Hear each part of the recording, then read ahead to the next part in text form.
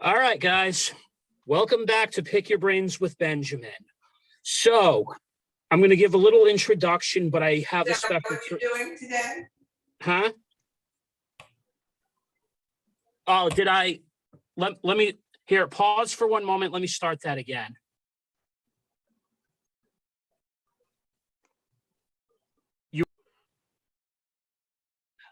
All right, everyone. Welcome back to Pick Your Brains with Benjamin. I got a treat for everyone today.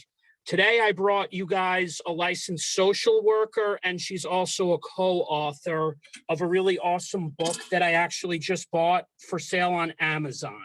And it's basically, it's Miss Madeline Maldonado, who's a licensed social worker, and the name of the book, little promotion, Latinx and social work.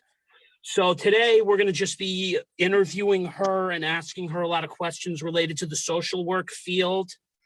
And now I'm going to hand it off to you.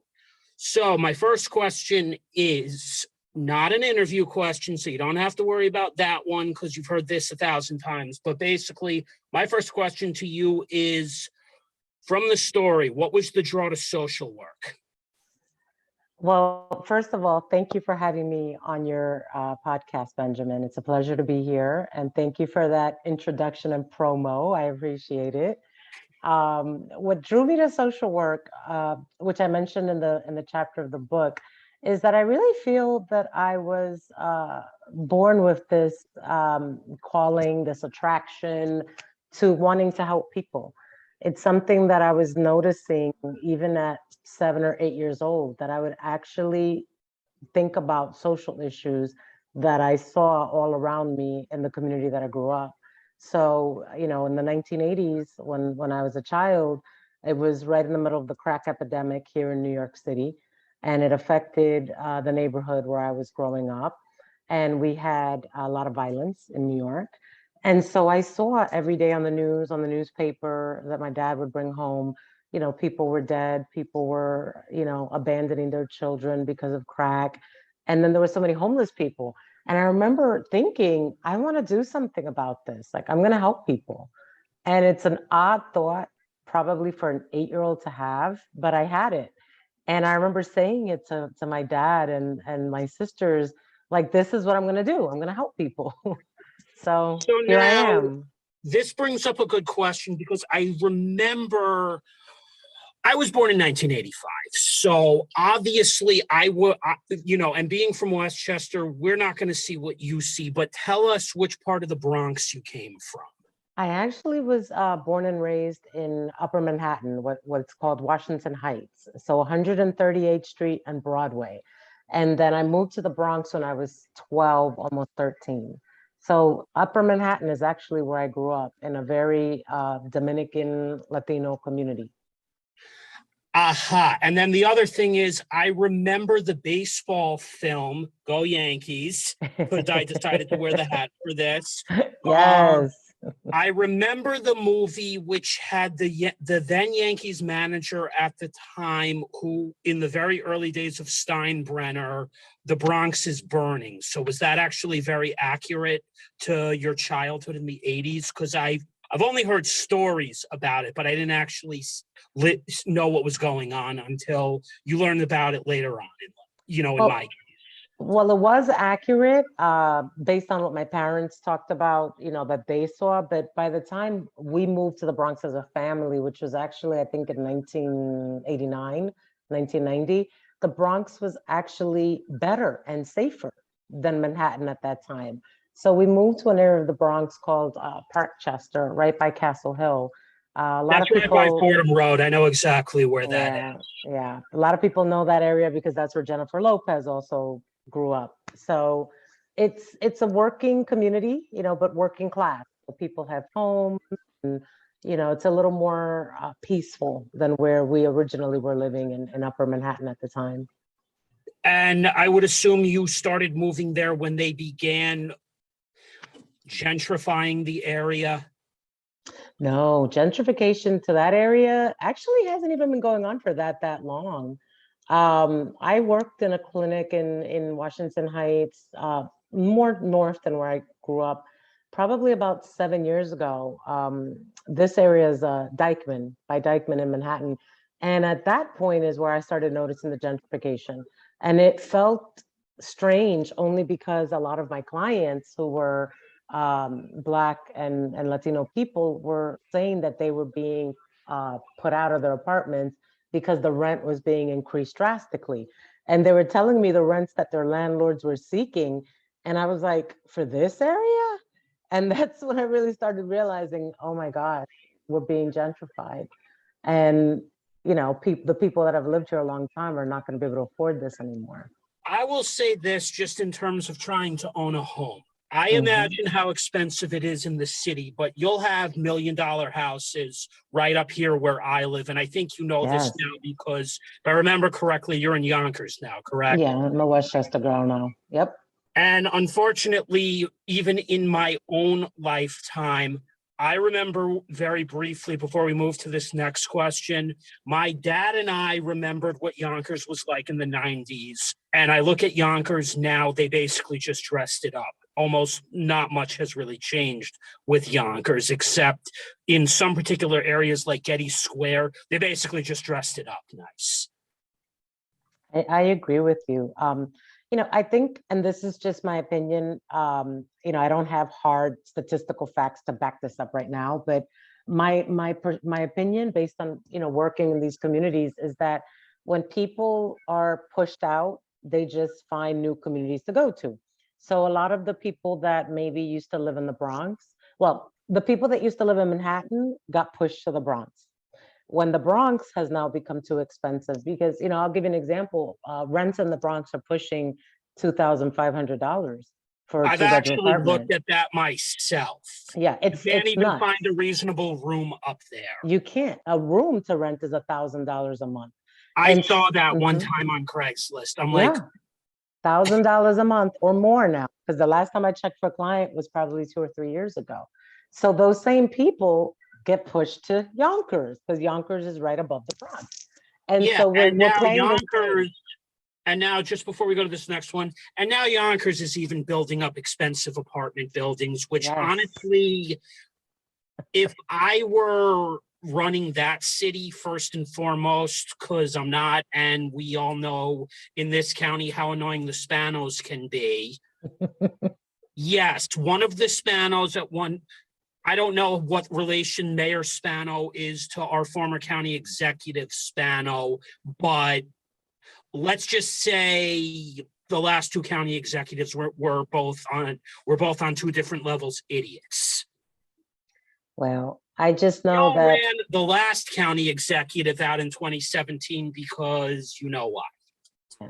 I just know, Benjamin, that Yonkers looks like it's thriving from the outside. I mean, rents are very expensive here. There's definitely nice areas. They've revamped the malls. You have the new mall.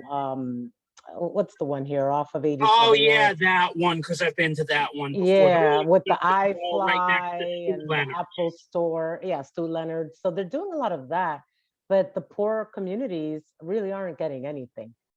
And that's the sad part of it. Yeah. All right. So the next question is, when you started out as a social worker, did you work at a nonprofit organization or were you a services social worker? Well, my career started in a mental health clinic in the Bronx, New York, called the Puerto Rican Family Institute. So it was a nonprofit mental health clinic that served the community. And actually, one of my co-authors in the book is the woman who created the Puerto Rican Family Institute, Maria Elena Girones. So it's, I have to get to more stories. I've been busy yeah. lately. I think you're gonna like her How much story. time do you think this all takes up? Plenty of time, but I think you'll enjoy her story when you have the time and read it because it's inspiring to see what she did as an immigrant and how she saw the same problems that we're talking about in our in the communities now, and she decided to do something about it in terms of creating services. Okay, so you mentioned the Puerto Rican Family Institute. I'm just looking at your LinkedIn very briefly right now. Okay. Just so the audience understands this, in June 2000, I was a freshman in high school and I lived in Cross River. So, you know, our news is a lot different from what you would probably see each day, just due to the fact that I was living in a wealthier community. Mm-hmm. I'm not going to give away, but I think you know the type of community that I came from. Yes. Yes. All right. So the Puerto Rican Family Institute. I have seen different nonprofit organizations within the city some days because I've actually ventured out. Now, the next question is, all right, you're one of several authors of Latinx and social work. Why did you decide to tell your story in that book? Well, I really felt compelled to share what I have experienced as a social worker and also as a, Latinx woman, trying to create a successful career and rise in a field that isn't easy. And I wanted to tell my story to inspire the next generation of social workers, whether they're male, female, white, Black, Latinx, to give them a blueprint for how to do this and do it in a way that you'll still like and love social work after 22 years in it, like I've been. I thought about two things. I thought about social work at one point earlier in my career, but a lot earlier in my college days, or at least I was researching if I wanted to do it or not. But the thing up here is this. The nonprofit organizations, when I thought of social work, at least the social workers that I knew who were probably double your age, who are, I believe, retiring in the process of trying to retire now, and you know which generation I'm referring to, which Yes. is the baby boomers. They lived on different salaries. I know you probably get paid a little more in the city, but in Westchester County, salaries are a lot less, unfortunately, in certain industries. So, for example, I guess if you're working for a government agency in the city, you're probably making above probably 70 or 80,000, but in Westchester, that might be a little less. Okay. So, but that gets into a whole different argument. But for me in the audience, I'm curious because I've heard this word the last few years. Would you mind explaining to us what Latinx means? Well, Latinx is a term that's used to describe people who come from either directly come from as in they immigrated from, or their family background is from countries that are Spanish-speaking countries primarily. But it doesn't necessarily mean that the person speaks Spanish, and it doesn't necessarily mean the race. Being Latinx or Latino, as we used to call it, or Hispanic even back in the days, it's not a race, because you can be a Black, Afro-Latino. You can also not speak Spanish at all and still consider yourself part of the Latinx community.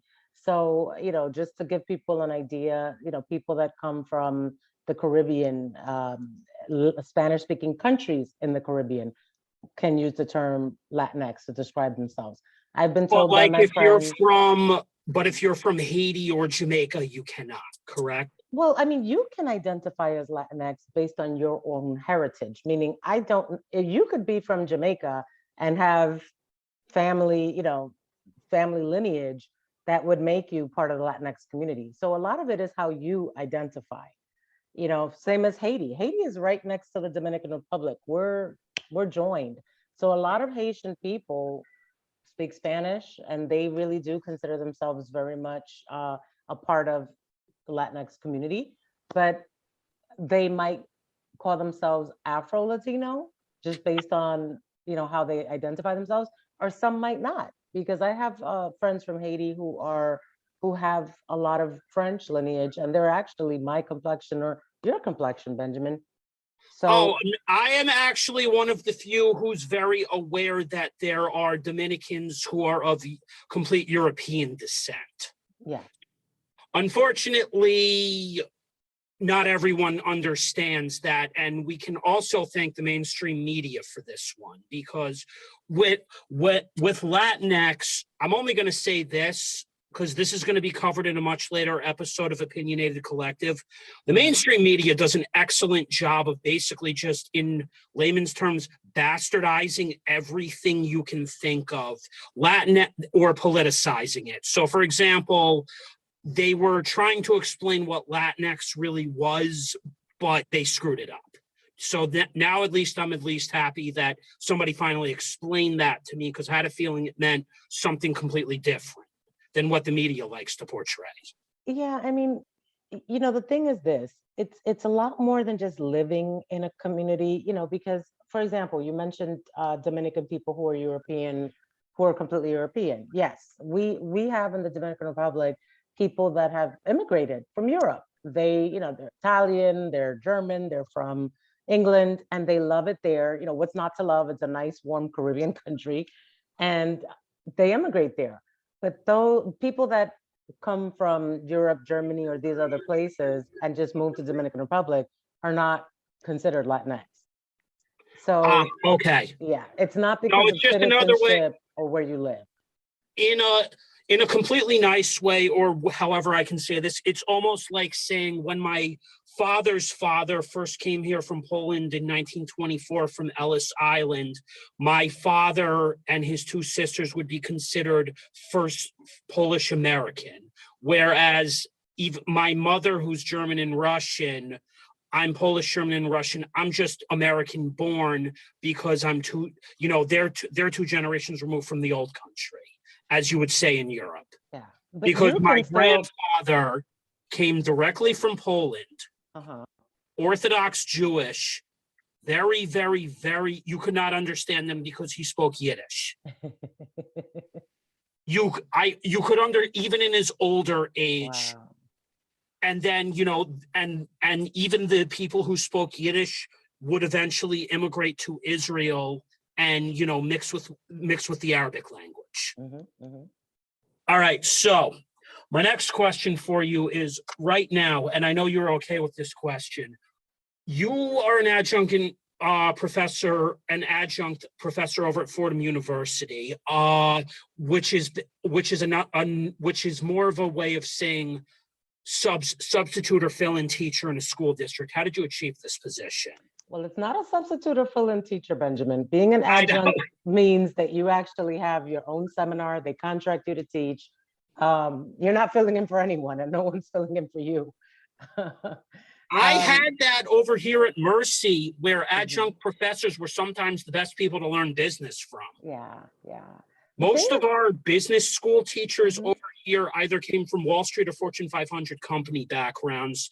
And the funny thing is, I would have liked to go to Fordham, but Fordham is not exactly an easy school to get into from an admissions standpoint, even for the transfer students. So how were you able to get hired over there? Well, with Fordham, they were recruiting professionals, social work professionals who had significant experience in the field and could teach the seminar that I teach, which is social work practice. So, this makes sense when you said a moment ago how some of the best teachers, professors that you've had were people who were adjuncts and, had tons of experience in the field. That's one of the things that adjunct professors bring to a university. I've worked with a lot of professors who are tenured. This is what they do. They're in academia full time. And that's another topic I'm thinking I would eventually like to have you back for, which is the mess of the college system. That's a whole nother thing. Don't get me in trouble, Benjamin. Understand what I mean by that. The best people to learn things from are the adjuncts. I'm not saying tenured professors can't be knowledgeable, but even in a business sense, I'd rather learn from somebody who worked at a Fortune 500 company. I'd rather learn from somebody who was an entrepreneur and ran their own business, because they'll understand marketing less from a textbook aspect. Yeah, that's a great point. The issue I have with the tenured professors is they're trying to teach things that come from a textbook. Well, some of them used to be in practice. I mean, to be fair, my I have several friends that are tenured professors, and they did used to practice. They practice law, they practice, social work, psychology, different things. But the thing is, once you become a full-time professor, that's a full-time job. Like any other job, you're there 40 hours a week and then some. You're grading papers, after hours, meeting with students. So you don't have time to go back and practice in the field in the same way. So the opposite of that is adjunct professors. For me, I'm busy with my business. I'm busy with the book. I'm busy with being a practicing social worker. So I don't have the time to become a full-time professor.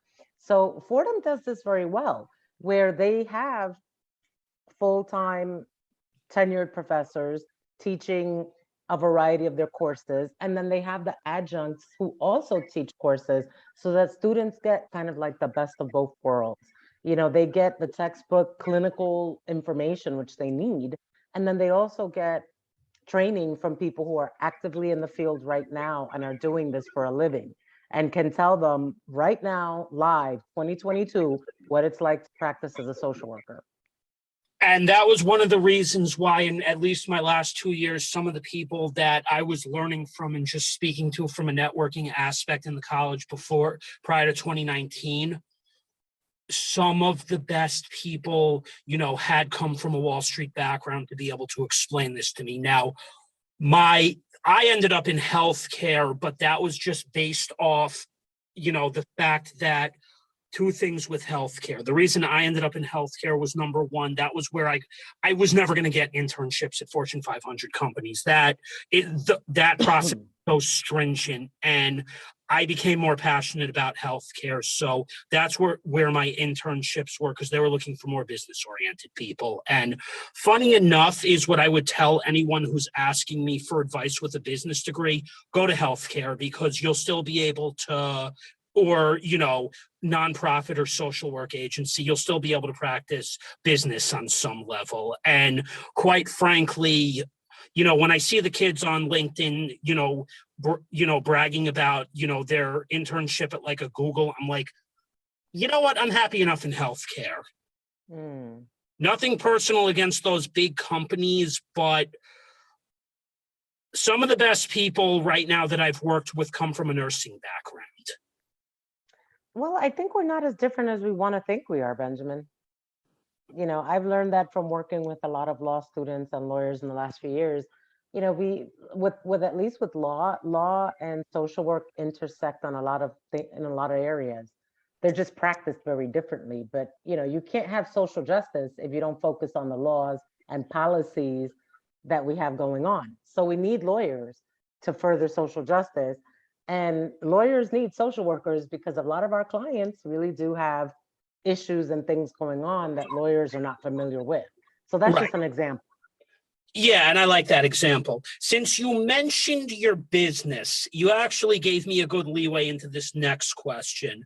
Explain to us first question, it's a two-part question. How many years were you practicing before you started your consulting? I was practicing, I would say, for 14 years.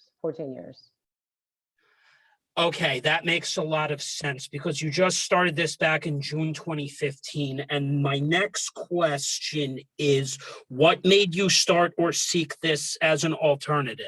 Because it looked like you had wanted to start your own business at some point, is what I'm gathering. Well, I always knew that I wanted to run my own programs and organizations. The thing is, Benjamin, when you're working full time and doing what I was doing before, which is running programs and clinics, you don't have much time. It's extremely time consuming. And so starting a business while working full time it takes a long time to get it done. People brag online and all of this, but the truth is that it takes a long time and a lot of consistent effort and daily steps that you're taking to move this forward. And I wanted to start my business because at the end of the day, I have my own vision of how I want to work with people. And you can't necessarily think you're going to change organizations that have already been running a particular way and have their own president, CEO, board of directors, my role was not to come in and change the organization when I was hired in those positions. Whereas starting my own means I'm completely in charge and I can have my own vision. I also want to speak to something that we talked about a moment ago about the salaries in social work and social service. Unfortunately, in New York, my experience has been that you make a lot more money doing consulting and working for yourself than you do working in a lot of social service agencies and organizations, including That makes healthcare. a lot of sense because even in healthcare, the only reason I went to podcasting right now is because I like what I do. The only thing with me is this: I'm burned out from being in retail for 16 years, Mm. and then it took me 2 years just to get to where I am right now. Additionally, and that was thanks to the pandemic. So at this point, what I do is basically I'm a switchboard operator slash PSA. I like the job. The salary, they set the rate for me. So it is what it is, but it doesn't mean I can't do things like this outside of work. So I'm not going to give away who I work for because you could see on my profile, but I will say this much. I stay very coded and careful about what I'm saying on LinkedIn so that it doesn't look like, you know, what happens when you start building something for yourself, right? The 9 to 5 catches on. And as we're seeing with larger companies right now, they don't like this. So if I stay careful about what I'm doing on LinkedIn, no one's going to say anything. I've clearly been there 10 months. So, well, Benjamin, it's not a bad thing to have a full-time job oh that no, I know that. still allows you the time to build your dream. I mean, if anything, I think that, in the last few years, from things you see on social media, we get this advice that like all of us should just stop, should just quit our jobs and go chase our dream. Yeah, that's You're lovely. reminding me of a certain someone on LinkedIn. I see this from all the time from New York City. I'm like, Yeah, okay, tell us the not truth. realistic, not realistic. We're not even going to name her name, but Yeah, I know exactly who yeah, you're talking about yeah, because I'm looking at this every day. I'm like, let's not give this yeah, advice because somebody's going to take that advice, unfortunately, very yeah, seriously and yeah, do this. and do And it. you're going to get the blame for it. Yeah, it's a little. I mean, I don't want to insult anyone, but all I'm going to say is what works for one person doesn't necessarily work for most I've people. said that. I've Yeah, said the same thing to myself yeah, because and mhm, unfortunately, when you try to engage that person, the first thing out of her mouth is, well, whatever you're talking about is your experience. I'm like, really? but that's what we have to base it on. Most people don't have 6 months to a year's worth of savings in a bank account that they could rely on while they go pursue their business or dream on the side. It's just, most people have to work. I was making very good money at a full-time job, but I could not afford to leave that job to go start my consulting business because, we just talked about how expensive rents are in New York. When you add a car to that and medical insurance and every other thing, gas, you know, groceries, I have a Mhm. pet, where are you getting $4,000 or $5,000 a month from while you're going to build your business?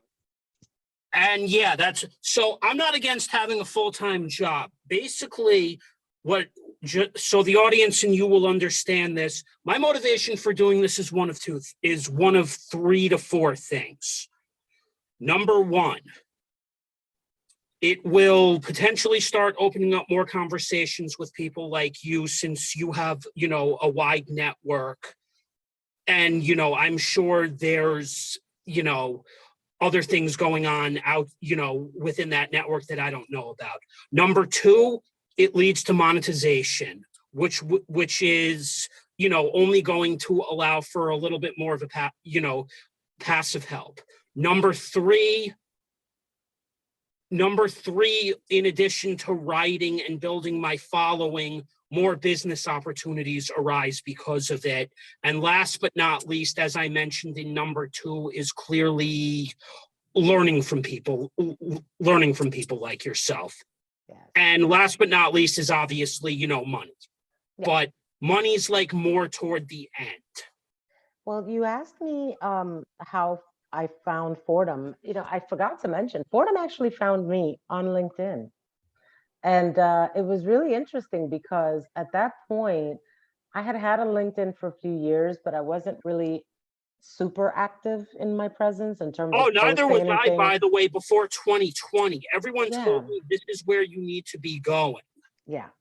And so, it was interesting because it really opened my eyes to, the potential in LinkedIn and the fact that even with me not being super active and posting, people were looking for me and finding me. And since then, it's happened many times where recruiters or other social workers will reach out to me on LinkedIn about opportunities. And if I'm not interested, I share them with my network. But it's really become a good community. I enjoy LinkedIn. I do. Oh, I enjoy it too now. I probably spend a little more time than I should on there, but there's a reason for it because of this. If it wasn't for what you and I are doing right now, I don't even know what the original use for LinkedIn would have been in the first place. Yes. So, yeah. Now, Yes. I would like to know, since you went to NYU for a master's degree and you went to Hunter College for the bachelor's, which degree was harder? Oh, wow. Because NYU, and one of your co-authors is obviously working at the Silver School at NYU, and I know NYU is a very difficult school, even for the Stern School of Business to get into. It is. Well, Benjamin, I'm going to just say this. I think that the difficultness of a degree sometimes doesn't have anything to do with the actual curriculum. Because I think that for most people who can get into these colleges, we're smart enough. We clearly can understand the work and do the work. The issue becomes what's going on in your life as you're pursuing this degree. And I could tell you that at Hunter, I probably, well, I was a little younger, which, for me also was a little bit more undisciplined. My degree at Hunter very much was me figuring out what I wanted to do in my life. And, with Hunter and almost every undergrad program, you're required to do like 100, I think it was 120 credits, but you have to spread it out within different things. So I always was very resistant to take classes that I really didn't have much interest in, but we were required to do in order to complete the degree. That's how most people felt about college. Yeah. Because we want to skip to the stuff that's important. And you also Yes. reminded me of something. I have a crappy GPA. I accepted that. And I think you just hit on something that I realized may have. You know what my brand is. My brand is basically an autistic adult. And a lot of the issues that were going on in my life in my 20s were from past, in my teen years where I had to work part-time. I didn't exactly have supportive parents, and that would explain the large GPA dip. Also working 16 years in retail. Do I regret it now that I think about it? Yes and no, but I can't do anything about it because, with technology today, I may not necessarily need a master's degree because there's a lot of alternatives, now to learning more updated skills. But this is what we lived through. I worked part-time while I was in undergrad. I had supportive parents, but we weren't wealthy. And That's the other thing, by the way. There's going to be a later episode that we're going to do about what you just mentioned. But most people equate this to race. No, it's not race, by the way. Poor is poor. Yeah, working class or poor is poor. And where I come from, but it's not really discussed much, there are actually poor people, within white communities. Oh yeah. When I lived in the Midwest, Benjamin, in Kansas and Missouri, you want to hear something funny? Coming from New York, we do have that stereotype that the white people are rich and it's only the Black and Latino people that are poor, right? So No. well, I'm saying, this is a stereotype that's perpetuated in the media, right? Well, So, it's not just the media, it's also certain people on LinkedIn. well, but we're talking, before LinkedIn or any of that. We're talking Yeah, 10 and or yeah, 10 years there ago. was always that huge stereotype in the Yeah, media, yeah. but here's the little funny thing. We can get loans easier because we do things on paper. So that doesn't necessarily mean we're rich. It just means as a general, some types of loans are easier to access than for somebody else. Well, you're going down into a topic that really is a good topic to have a podcast on going forward. Redlining. Not just that, banking while Black. You said something right now that it's easier to get a loan as a white person because you do things on paper. That may be the case for some families, but it's also the fact that banks discriminate against people of color, Benjamin. I am well aware of this. Yeah. So But applying for a loan as a Black or Latino person with an obvious, Latino sounding last name, it's harder. It is harder. that's going to be a later episode as well. It's going to be a good one. I have two questions that I think I'm going to go to because Okay. there's a couple things that I wanted to ask you when the recording is over before you leave. But anyway, this is from one of our other from one of the other people. Elizabeth wanted me to ask, what are some good ways to get one's foot in the door of a social service agency? Okay. So She's studying right now. She's studying social work?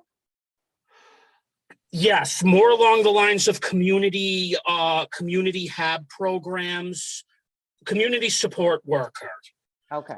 So and then there's another question. So go with the first one. The first one. Okay.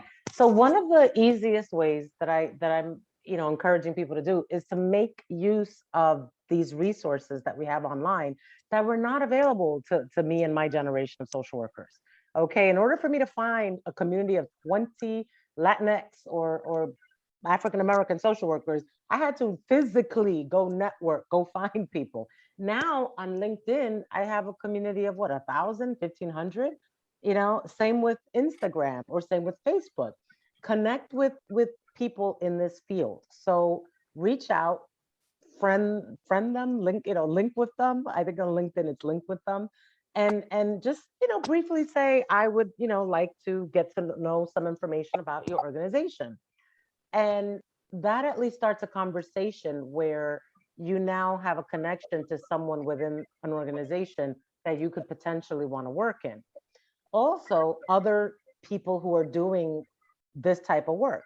So if you're a social worker or you're studying to be a case manager, linking with other case managers. And, people are the greatest pools of information. I get told about jobs from other social workers all the time. So her having a community of other people who are already in this field is going to be the best way that she's going to get a leg in the door. And okay. a mentor as well. Yeah. Getting a mentor within, this field. And again, reaching out to someone and saying, I don't want to take up a lot of your time, but I'm interested in getting a mentor. Every few months, could we just meet on Zoom? Or if we live close, can we have a cup of coffee and I can pick your brain? Same way you reached out to me, Benjamin. Yeah, exactly. It works. Yeah. All right. And the last one, her thing is this. As a community support, she wants to advocate for men because one thing she consistently has mentioned to me, and we have this problem over here in America too. I'm probably going to take flack for this on the recording, but at this point, it doesn't matter because it needs to be said. A lot of the programs in the United States of America and Canada are focused more toward women. There's lack of men's programs. And honest to God, men also do need a place to be able to be told, feel supported and not just basically demonized for everything. Which, and even me myself, is it fair to single me up for my skin color, which literally has nothing to do with how my life ended up? Because, and then I'll let you answer. I'm in that 21% whose parents only had six-figure incomes. I went to a very good high school, but guess what? Look at where I am financially at this point in my life. You know, where does this play? Where does this play into anything? Am I in a management position? No. So you see what I'm getting at, where she and I both agree. I don't know if you would, but there should be more men's programs. Absolutely. I mean, and Benjamin, what you're saying, I really hope no one, drags you for this, because you're speaking the truth. There aren't enough men's programs, and the recent surges that we've seen in male suicide, particularly Black men committing suicide, or dying by suicide. Pardon that word. I need to use the right phrase. Dying by suicide really Just does speak say to. whatever you want at this point, because I'm not literally the one who's ever going to correct you on this, because I've gotten corrected at everything in my life. And well, I like I'm to just, correct myself, Benjamin, because sometimes we say the wrong thing, yeah, and I don't want to hurt anyone or seem insensitive in what I'm saying. that's Because why the I've message learned can be lost. something you'll notice that changed with me over the years was a thing that I picked up from retail that nobody realizes is very applicable toward life. Listening, yeah. I had to learn that on a very difficult job working in the donation center at the Goodwill, because you are dealing with people downsizing, and they're not exactly the friendliest people. I'll tell you that much. Yeah. And you brought up a really good point, that a lot of social work or social service organizations, mental health clinics too, don't have programs particularly geared towards men. And men I've been told by male clients that they find it hard to find a therapist that specializes in men's issues or makes them feel comfortable. And men have, issues too. Men have mental health concerns. They need support. They need to be able to There's a process their lack of male emotions. social workers, because I also think there could be good ways to market that, but male social work, just like male nurse, this is even just another episode. There's a lot of stigma toward certain career paths for men. Yes. For example, I do agree tech careers pay very well, but does every man want to go into banking? No. No. Does every male want to be a Fortune 500, executive or worker? Not No. at all. Does every man want to, let's see, does every man want to be a doctor? No. And being a doctor, just from what I'm seeing right now in the field, I see why not everyone can be a doctor. Yeah, it's very hard. It's very challenging on a lot of different levels, and it's not just getting through medical school that's challenging. It's finding your first job, it's then doing your fellowship, and then last but not least, dealing with patients. And I get a lot of flack over the phone, in my job, and I do my best with especially a lot of the older patients, and we're talking 70 and above. Wow. The 70 and above patients, I completely feel for at this stage in their life. Yes. The 60, anyone below 70 is a little more patient on some things. Well, I mean, I think the world has changed so drastically. I mean, I don't know how old your parents are, Benjamin, but mine are in their 70s. And at Mom was born in 1956. Dad was born in 1955. Okay, so they're a little younger. They're still in their 60s. Where are yours? 73. And my mom's gonna kill me for saying that. Both our parents are baby boomers. Yes. So with that generation, Benjamin, I don't know if your parents say this to you, but mine say it to me.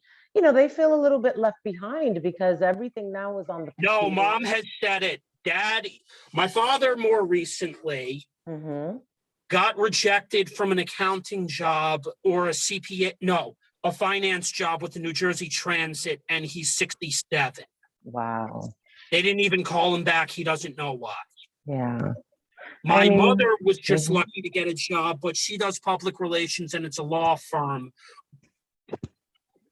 And it's not easy for the baby boomers. And this is the generation that I'm also working with. Yeah. And, so the world has become extremely technical, computerized, My parents, the We first, still need our parents' generation in the workforce, and the younger millennials do not understand this. They make fun yeah, of the boomers. yeah, Even within my own age bracket, there are some millennials who are still kind of like, boomers are old. I'm like, I think you're not understanding this correctly. They have to yeah. learn technology to stay competitive, just like you and I do. Mm-hmm. Mm-hmm.